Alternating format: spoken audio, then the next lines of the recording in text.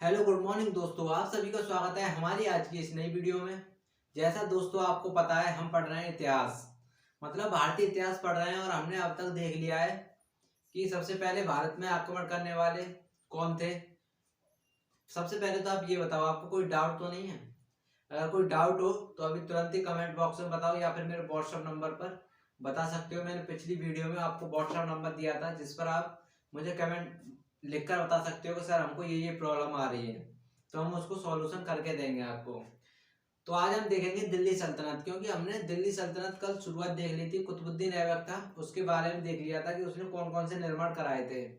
अगर आपने पुरानी वीडियो नहीं देखी है तो पुरानी वीडियो देख लें, उसका लिंक आपको डिस्क्रिप्शन में मिल जाएगा। तो दोस्तों आज हम देखेंगे दिल्ली सल्तनत। आगे दिल्ली सल्तनत के बारे में देखेंगे तो सबसे पहले हेडिंग डालो दिल्ली सल्तनत।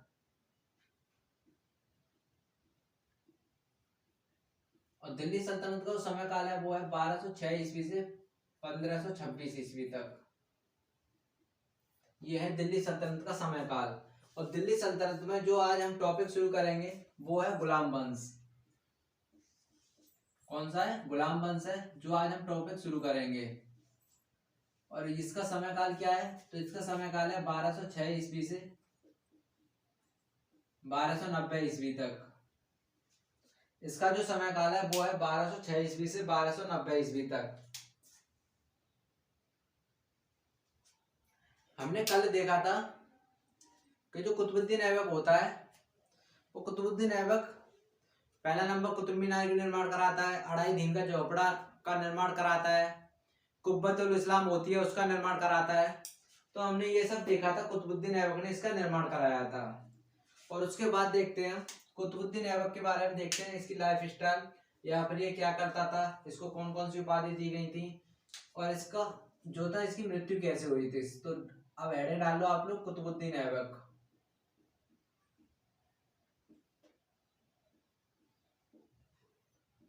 इसकी हेडिंग डालो कुतुबुद्दीन ऐबक। और इसका जो समय काल था वो था 1206 ईस्वी से 1210 ईस्वी तक।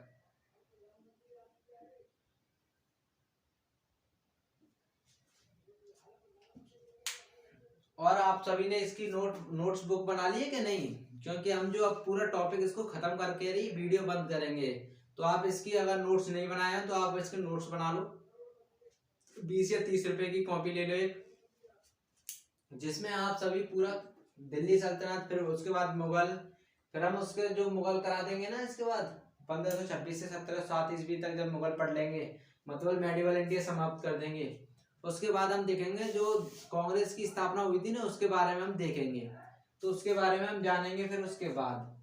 तो सबसे पहले हम देखते हैं कुतुबुद्दीन ऐबक। यही संस्थापक है गुलाम वंश का, तो इसको लिख लो संस्थापक। यही कहलाता है गुलाम वंश का संस्थापक और दिल्ली सल्तनत का संस्थापक।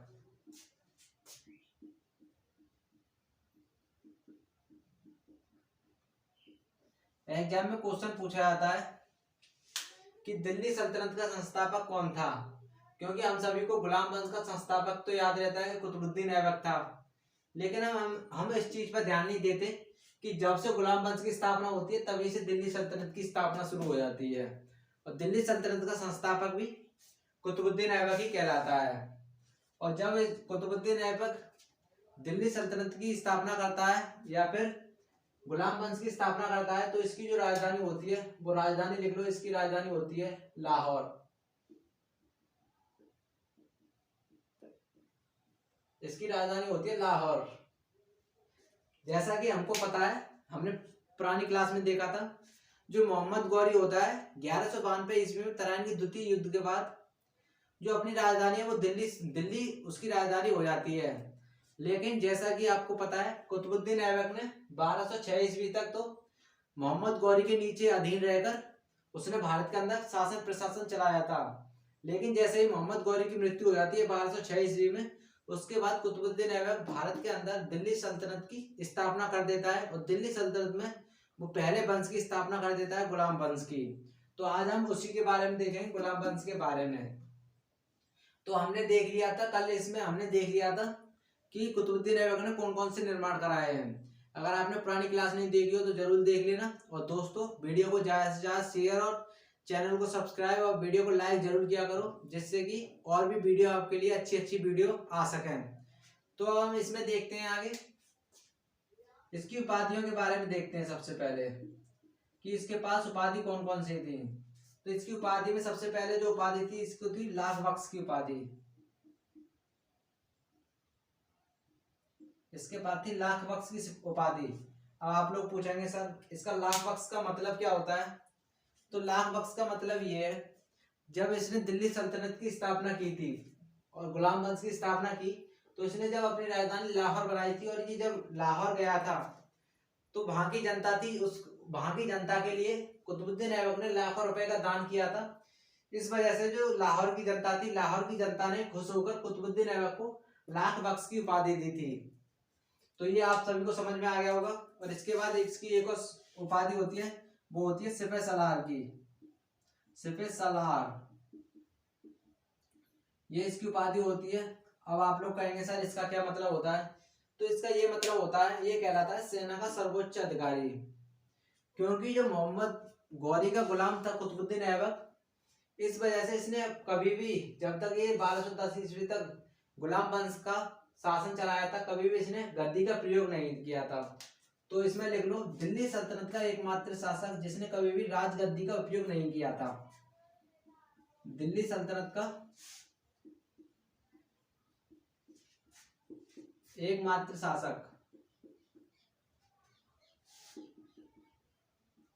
जिसने कभी भी राजगद्दी का प्रयोग नहीं किया।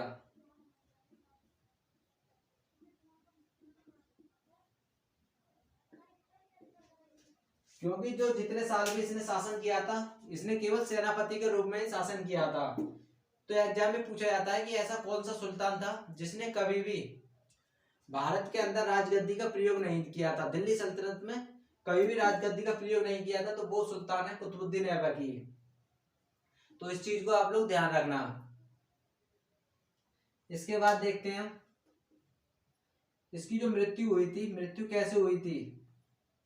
तो इसकी मृत्यु हुई थी पोलो पोलो पोलो जानते होंगे आप लोग सभी। पोलो या चौगान खेलते समय इसकी मृत्यु हुई थी। चौगान खेलते समय ये घोड़े से गिर पड़ा था, तब इसकी मृत्यु हुई थी। क्योंकि जो पोलो है वो चौगान खेलते घोड़े पर बैठ कर खेला जाता है। जैसे आपने मूवी में देखा होगा, एक स्टिक होती है लोहे की और इंसान घोड़े पर बैठा होता है और वो जाता है तो यूं मारता है। तो उसी से जब वो खेल रहा था तो उसकी उसी से गिरने से उसकी मृत्यु हो गई थी कुतुबुद्दीन ऐबक की। तो ये ध्यान रखना, ये नोट कर लो।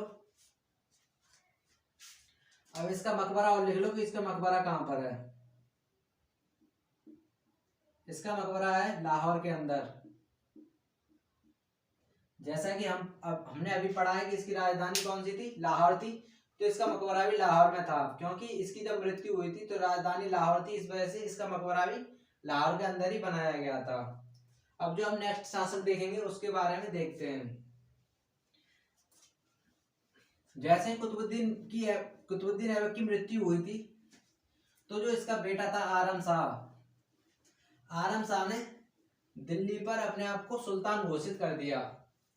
दिल्ली पर अपने आप को सुल्तान घोषित कर दिया। लेकिन जो आरम शाह ने बैठा कुछ महीने ही बैठ पाया, क्योंकि जो कुतुबुद्दीन ऐबक था उसका गुलाम था इल्तुतमिश। कौन था? कुतुबुद्दीन ऐबक का गुलाम था इल्तुतमिश गुलाम, और यही इसका दामाद भी था, दामाद। और कौन था? वो था इल्तुतमिश। और जब कुतुबुद्दीन ऐबक दिल्ली में बैठा था राजगद्दी पर, जब ये शासन चला रहा था दिल्ली के अंदर, तो कुतुबुद्दीन ने इल्तुतमिश को बदायूं का गवर्नर बना रखा था। कहाँ का? ये गवर्नर बना रखा था बदायूं का। क्वेश्चन पूछा जाता है कि जब कुतुबुद्दीन ऐबक की मृत्यु हुई थी तो इल्तुतमिश कहाँ का गवर्नर था। तो ये ध्यान रखना, ये बदायूं का गवर्नर था। और जैसे ही कुतुबुद्दीन ऐबक की मृत्यु होती है, जैसे ही इल्तुतमिश को पता पड़ता है कि मेरा ससुर जो दिल्ली सल्तनत या फिर गुलाम वंश का संस्थापक था उसकी मृत्यु हो गई है, तो भारत को बदायूं को छोड़कर वो दिल्ली की तरफ भागा। क्योंकि जो इल्तुतमिश था उसने ये सोचा था कि जब कुतुबुद्दीन ऐबक मोहम्मद गौरी का गुलाम था, ये गुलाम था मोहम्मद गौरी का, इसको भी लिख लो, मोहम्मद गौरी का गुलाम भी था और यही इसका दामाद था, दामाद। क्योंकि मोहम्मद गौरी का दामाद होने के नाते कुतुबुद्दीन ऐबक को दिल्ली की सल्तनत मिली, तो ऐसे ही इल्तुतमिश सोच रहा था कि कुतुबुद्दीन ऐबक का मैं दामाद हूं तो मुझे भी दिल्ली की सल्तनत मिलेगी। लेकिन जो कुतुबुद्दीन ऐबक का बेटा था, जो कुतुबुद्दीन ऐबक का बेटा था, पुत्र मतलब आराम शाह, वो 1210 ईस्वी में गद्दी पर बैठ जाता है। 1210 ईस्वी में दिल्ली सल्तनत पर बैठ जाता है और ये कुछ महीने ही शासन कर पाता है, क्योंकि कुछ महीने बाद ही होता है 1211 ईस्वी में होता है जूड़ का युद्ध। और ये कौन कौन के बीच होता है? तो ये होता है आराम शाह और इल्तुतमिश के बीच, और इस युद्ध को जीत जाता है इल्तुतमिश और आराम शाह हार जाता है। तो इसको नोट कर लो आप लोग, इसी तरीके से पाई चार्ट बनाकर इसको नोट कर लो, क्योंकि हम जब भी पाई चार्ट में अगर किसी चीज को देखते हैं तो उसको हमको ज्यादा समझ में आता है। तो पहले आप इसको नोट कर लो, फिर उसके बाद हम पढ़ेंगे, इल्तुतमिश समझने की कोशिश करेंगे, और आप इसको नोट कर लो अच्छी तरीके से। फिर उसके बाद हम समझेंगे कि इल्तुतमिश कैसे शासन चलाता है, आगे कैसे दिल्ली सल्तनत को संभालता है। तो ये लिख लिया सभी ने क्या नहीं? तो ये सभी ने लिख लिया होगा। अब हेडिंग डाल लो इल्तुतमिश। अब देखेंगे हम इल्तुतमिश के बारे में।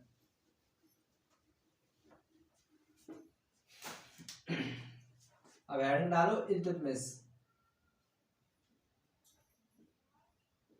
और इल्तुतमिश का समय काल कब से कब तक था? तो ये 1211 से 1236 ईस्वी तक इल्तुतमिश दिल्ली सल्तनत पर गुलाम वंश के अंदर शासन किया था, 1211 ईस्वी से 1236 ईस्वी तक।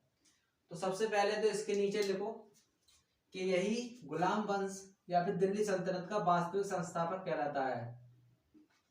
यही दिल्ली सल्तनत का वास्तविक संस्थापक कहलाता है।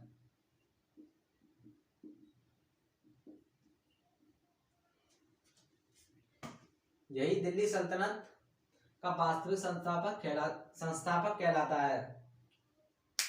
इसको लिख लो आप सभी। अब इसके बाद लिखो, इसी को बगदाद के खलीफा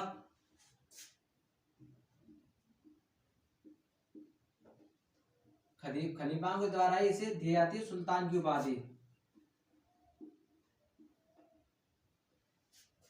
एग्जाम में पूछा जाता है कि दिल्ली सल्तनत में सबसे पहले सुल्तान की उपाधि बगदाद के खलीफा ने किसे दी थी? तो वो दी थी इल्तुतमिश को सुल्तान की उपाधि। इल्तुतमिश को सुल्तान की उपाधि दी थी, और सुल्तान की उपाधि प्राप्त होने के बाद इल्तुतमिश ने यह घोषणा की कि अब जो भी दिल्ली सल्तनत में आगे उत्तराधिकारी शासन करेगा, प्रशासन चलाएगा, तो उसको हर उत्तराधिकारी को सुल्तान की उपाधि लेना अनिवार्य कर दिया था इल्तुतमिश ने ही। तो इसमें यह भी पूछा जाता है कि ऐसा कौन सा सुल्तान था जिसने यह अनिवार्य कर दिया कि जो भी शासन या प्रशासन संभालेगा दिल्ली सल्तनत का, उसको सुल्तान की उपाधि लेनी ही पड़ेगी। तो वो था इल्तुतमिश। इसके बारे में लिख लो। अब इसके नीचे लिखते हैं हम, 1215 ईस्वी में ही होता है तराइन का द्वितीय युद्ध।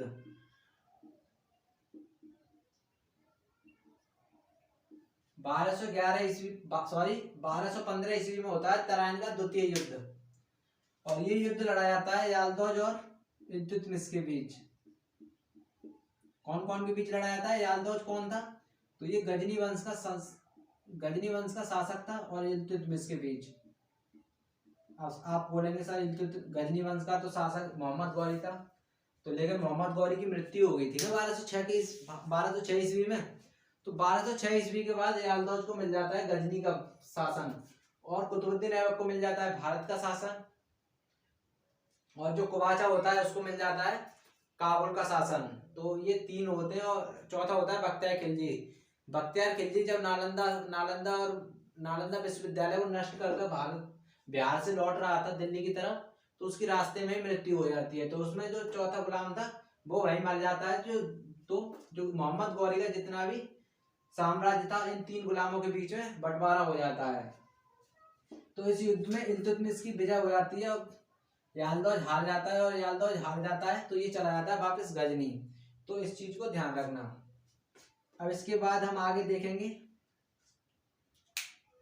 1221 ईस्वी में ही होता है चंगेज खान का युद्ध, चंगेज खान का आक्रमण। 1221 ईस्वी में होता है चंगेज खान का आक्रमण।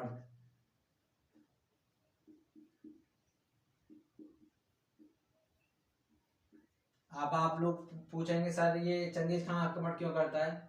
जो चंगेज खान था ये मंगोल शासक था, मंगोल शासक था चंगेज खान। अब मंगोल वर्तमान में कहाँ पड़ता है? तो वर्तमान में मंगोल पड़ता है मंगोलिया के अंदर। मंगोल को ही अब वर्तमान में बोलते हैं मंगोलिया। अब मंगोलिया कहाँ पर है? तो मंगोलिया है, आपने चीन देखा होगा, चीन के ऊपर का हिस्सा जो है वो मंगोलिया है। और मंगोलिया में एशिया का सबसे बड़ा जो मरुस्थल है वो स्थित है मंगोलिया के अंदर। वो कौन सा है? तो जो मरुस्थल है वो है गोबी का मरुस्थल, जो मंगोलिया में स्थित है। क्योंकि उसका करीबन 75% हिस्सा मंगोलिया में, इस वजह से वो मंगोलिया का मरुस्थल कहलाता है। और 25 हिस्सा ही चीन में और रूस में है, इस वजह से। तो इसका चंगेज खान का आक्रमण होता है 1221 ईस्वी में।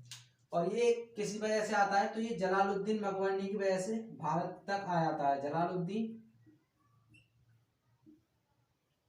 मंगबरनी की वजह से ये भारत तक आ जाता है। अब ये जलालुद्दीन मंगबरनी कौन है? तो जलालुद्दीन मंगबरनी मंगोल का ही एक छोटा मोटा शासक होता है, जो चंगेज खान का भाई होता है। उसकी मृत्यु कर दिल्ली आ जाता है, मतलब भारत में भागकर आ जाता है। और जलालुद्दीन मंगबरनी बोलता है इल्तुतमिश से कि ये मेरी मदद कर दे, मतलब इल्तुतमिश जलालुद्दीन मंगबरनी की मदद करते चंगेज खान से बचाने के लिए। लेकिन चंगेज खान इल्तुतमिश को पहले ही चेतावनी दे चुका था, अगर इल्तुतमिश इसकी मदद करता है जलालुद्दीन मंगबरनी की, तो चंगेज खान दिल्ली पर आक्रमण बोल देगा। और दिल्ली को पूरी तरह से, जो अभी तक अच्छी तरीके से बसी भी नहीं है, मतलब अभी जिसमें गुलाम वंश चल ही रहा है, शुरुआती है, उसको पूरी तरह से तहस नहस कर देगा। और उसको लूटपाट कर और सब, मतलब जितना भी होगा उसको तहस नहस करके डाल देगा। क्योंकि चंगेज खान था, चंगेज खान बहुत ही आक्रामक सुल्तान था। और ये वही चंगेज खान है जिसका बाद में जो होता है बाबर इसी का वंशज था। चंगेज खान का ही वंशज था बाबर। जो बाबर होता है इसका वंशज था, लगाओ हिसाब। जब बाबर इसका वंशज था तो उसने भारत के अंदर मुगल वंश की स्थापना कर दी। और वो भी तब स्थापना कर दी जब भारत के अंदर बहुत बड़े बड़े साम्राज्यों की नींव पड़ी हुई थी, जिसमें था सबसे पहले दिल्ली सल्तनत का ही अंतिम शासन लोधी वंश का। इब्राहिम लोधी शासन चला रहा था भारत के अंदर। इधर राजस्थान में मेवाड़ शासन चला रहे थे, गुजरात में चालुक्य वंश शासन चला रहे थे, और राजपूताना शासन चला रहा था। तब उस समय जब बाबर भारत के अंदर मुगल साम्राज्य की स्थापना कर सकता है, तो अभी तो दिल्ली बसा ही है।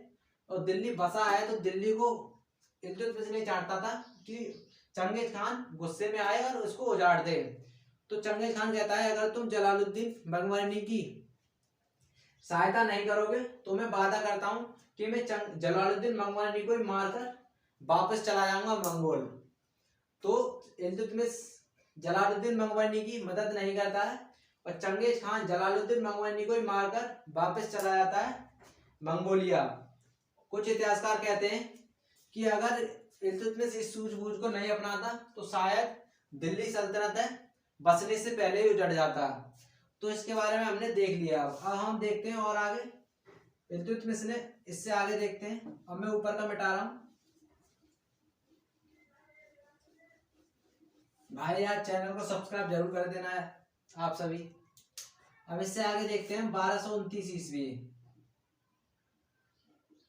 1229 ईस्वी में कुतुब मीनार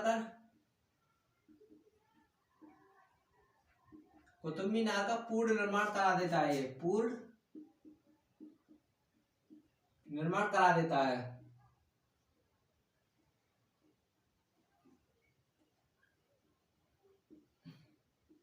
अब आप लोग पूछेंगे सर ये कुतुब मीनार का निर्माण कौन ने शुरू कराया था। तो सबसे पहले तो अगर आप जितने भी लोग नए हैं, सबसे पहले जो 3 क्लास हो गई है पुरानी वाली उनको देख लें, उसमें आपको सभी को क्लियर हो जाएगा। लेकिन थोड़ा मोटा मोटा समझा दूं मैं। कुतुब मीनार का पूर्ण निर्माण कुतुबुद्दीन ऐबक था 1199 ईस्वी में उसने शुरू किया था। कुतुब मीनार का निर्माण किया था कुतुबुद्दीन ऐबक ने 1199 ईस्वी में। और ये कुतुब मीनार का निर्माण क्यों शुरू किया था, तो कुतुबुद्दीन ऐबक के गुरु हुआ करते थे कुतुबुद्दीन बख्तियार अलकाकी, उन्हीं के नाम पर इसने कुतुब मीनार का निर्माण शुरू कराया था, ये ध्यान रखना। अब इसी में पूछा जाता है कि इल्तुतमिश होता है, इसी ने चांदी के टका और जीतल के सिक्के चलाए थे। इसी ने चांदी के टका सिक्के चलाए, यही चांदी के टका सिक्के चलाता है। और इससे आगे देखते हैं अब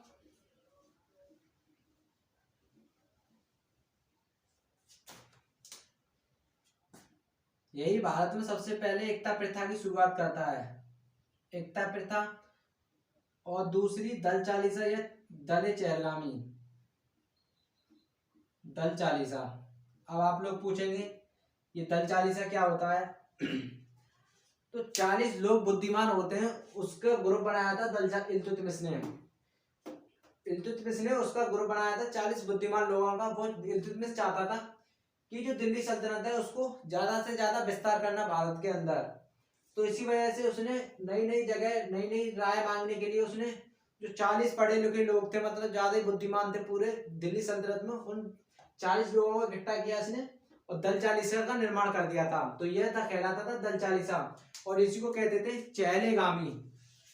इसी को लिखना चाहो तो लिख लो चहलेगामी। अब आप लोग पूछेंगे ये एकता प्रथा क्या होता है। तो एकता प्रथा वह चीज होती है जब इल्तुतमिश दूसरे किसी राज्य पर आक्रमण करता था, तो उस राज्य से जितनी भी जमीन जायदाद थी वो इसके दिल्ली सल्तनत में मिल जाती थी। तो जो जमीन जायदाद होती थी उसी को सैनिकों को पैसे ना देकर उसी जमीन जायदाद को ये देता था कि, मतलब इस तरीके से लिख सकते हो आप मोटा मोटा कि युद्धों में जीती हुई जमीन दी जाती थी सैनिकों को। युद्धों में जीती हुई जमीन दी जाती थी। तो इसका यह मतलब था। ये देख लिया हमने। अब इसी के कुछ साल बाद इसकी हो जाती है मृत्यु 1236 ईस्वी में। इसकी हो जाती है 1236 ईस्वी मृत्यु। जब इसकी मृत्यु होती है तो इसके 4 पुत्र थे, 4 पुत्र और 1 पुत्री थी।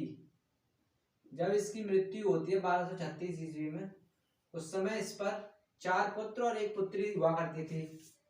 तो जो 4 पुत्र थे इसके अयोग्य थे और 1 पुत्री जो थी वो इसकी 1 पुत्री योग्य थी।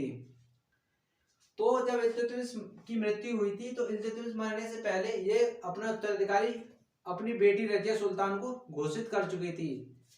क्योंकि इसने अपनी बेटी रजिया सुल्तान को घोषित कर दिया था, तो इसके मरने के बाद ही रजिया सुल्तान का एक भाई रुकनुद्दीन दिल्ली सल्तनत की गद्दी पर बैठ जाता है।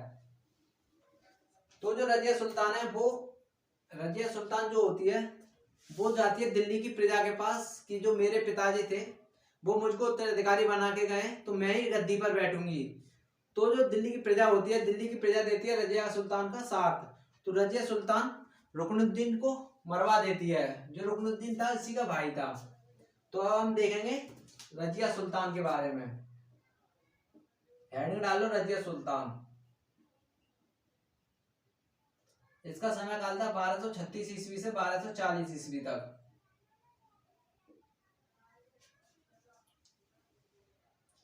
इसमें केवल एक ही क्वेश्चन पूछा जाता है कि दिल्ली सल्तनत की एकमात्र महिला शासिका कौन थी। दिल्ली सल्तनत की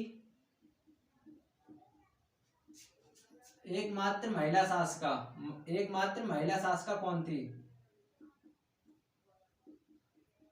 बस इससे यही क्वेश्चन बनता है एग्जाम में, बस यही पूछा जाता है कि रजिया सुल्तान जो है, क्वेश्चन ऐसे पूछा जाता है कि दिल्ली सल्तनत की एकमात्र महिला कौन थी, और उसमें ऑप्शन दे दिए जाते हैं कि चांद बीवी या जहांगीर, सॉरी, या फिर जो है महमंगा, या फिर ये रजिया सुल्तान। तो उसमें से हमको चॉइस करना होता है। तो दिल्ली सल्तनत की एक ही मात्र महिला थी, वो थी रजिया सुल्तान। इसका मकबरा और लिख लो। इसका मकबरा है हरियाणा के कैथल के अंदर। इसका मकबरा है हरियाणा में कैथल के अंदर।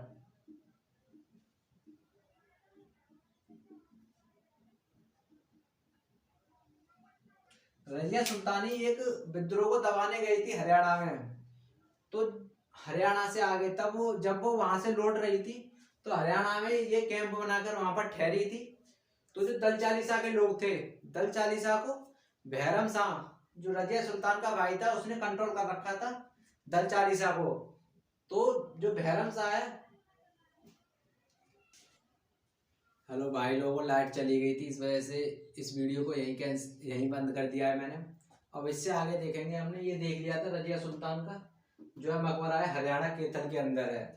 तो हमने यहाँ तक देख लिया था कि जो रजिया सुल्तान है, इसका मकबरा हरियाणा कैथल में है, और जो इसका भाई होता है बहरम शाह, उसके कंट्रोल में हो जाता है दल चालीसा। दल चालीसा के बहरम शाह के कहने पर ही दल चालीसा हरियाणा के अंदर ही रजिया सुल्तान की मृत्यु करवा देता है। तो इसके बाद जो शासन में आता है वो आता है बहरम शाह। तो उसके बाद देखेंगे हम बहरम शाह। फिर उस बहरम शाह के बाद देखेंगे जो मसूद शाह होता है। मसूद शाह के बाद हम देखेंगे नसीरुद्दीन महमूद को। नसीरुद्दीन महमूद के बाद ही हम देखेंगे गयासुद्दीन बलबन को। फिर उसके बाद देखेंगे हम कैमूर्स। फिर उसके बाद केकूबाद के बाद ये जो है गुलाम वंश की समाप्ति हो जाती है। उसके बाद हम शुरू करेंगे, कल शुरू कर देंगे हम खिलजी वंश। तो दोस्तों आज लाइट चली गई थी, उस वजह से आप सभी से सॉरी। कल हम इसके बारे में आगे टॉपिक के बारे में देखेंगे। तो दोस्तों अगर आप चैनल पर नए हो तो चैनल को सब्सक्राइब जरूर कर लेना, और वीडियो को अपने दोस्तों के बीच में शेयर जरूर करना, जिससे कि आपके दोस्तों को पता चले कि हाँ हिस्ट्री किस तरीके से पढ़ी जाती है और किस तरीके से समझी जाती है। तो दोस्तों मिलते हैं नेक्स्ट वीडियो में। जब तक के लिए जय हिंद, जय भारत।